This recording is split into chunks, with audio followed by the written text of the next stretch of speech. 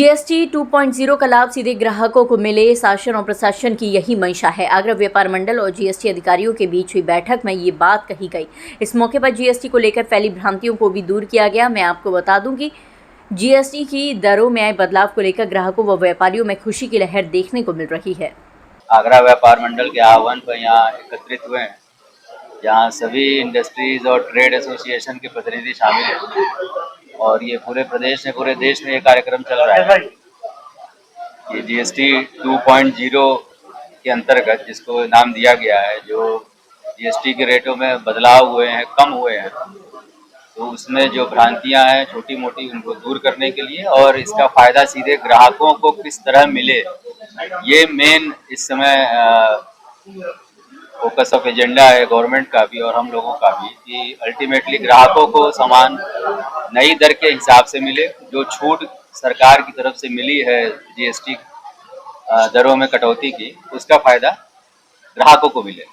तो इसी जागरूकता के लिए हम लोग यहाँ इकट्ठा हुए हैं और आगे भी हम लोग रोज ही लगभग किसी न किसी संगठन के साथ इस तरह का आयोजन कर रहे हैं और हम लोगों का पूरा डिपार्टमेंट का विश्वास है कि ये मैसेज जो है सारे ट्रेडर, सारे मैन्युफैक्चरर और जनता तक ठीक तरह पहुँच रहा हो। लगातार उपभोक्ता की शिकायत यही है कि जीएसटी कम नहीं की, पुरानी एमआरपी पर ही सामान दिया जा रहा है। पत्रकार द्वारा भी जानकारी मिल रही है और लगातार जो पुरानी एमआरपी क्या करना चाहिए। हाँ, इस तरह की खबरें आ रही हैं, दोनों तरह की खबरें हैं। कई लोगों ने तो जीएसटी रेट कम कर दिया है किसी प्रोडक्ट पे, लेकिन ये शिकायतें जरूर आ रही हैं क्योंकि ये बहुत बड़े स्केल पे चेंज है और कुछ इसमें ये भी हो सकता है कि जिन वस्तुओं पे कम नहीं हुई है उस पर भी उपभोक्ता सोच रहा है कि कम हो गई हो।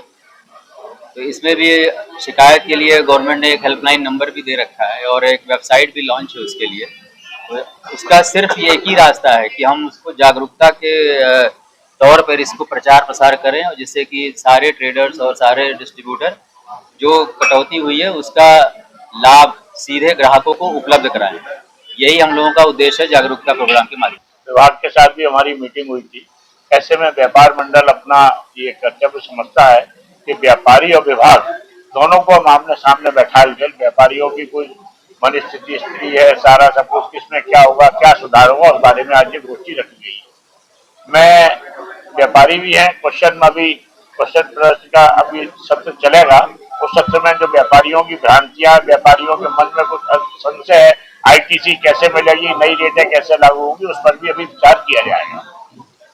ऐसा लगा कि उपभोक्ताओं को ही मालूम पड़ना चाहिए कि चीज में कम हुआ है, क्या होर्डिंग द्वारा इसका प्रचार करेंगे। आगरा में लगभग 50 होर्डिंग लगे हुए हैं। यहाँ भी होर्डिंग आपने देखा होगा, ऊपर साफ हमने अंक तालिकाएं दी हुई है कि पहले क्या था और अब क्या है। होर्डिंगों में भी दिया हुआ है, अखबारों में भी आ रहा है। व्यापार मंडल अपने प्रतिनिधियों के माध्यम से भी कह रहा है जो वर्तमान जीएसटी के दर है उन्हीं दरों से माल बेचा जाएगा। यदि कोई व्यापारी गलत तरीके से बेचेगा उसके लिए व्यापार मंडल जिम्मेदार नहीं होगा। विभाग बिल्कुल खुले रूप से उसमें कार्रवाई करने के लिए सक्षम है।